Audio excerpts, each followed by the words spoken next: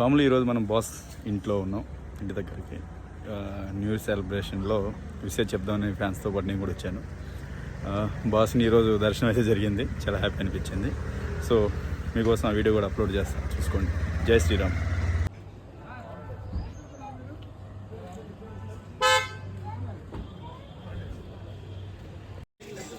Okay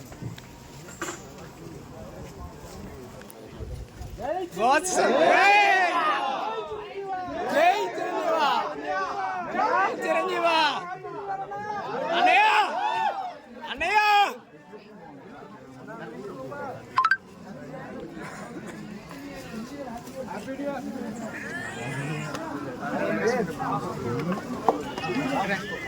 మంచిది.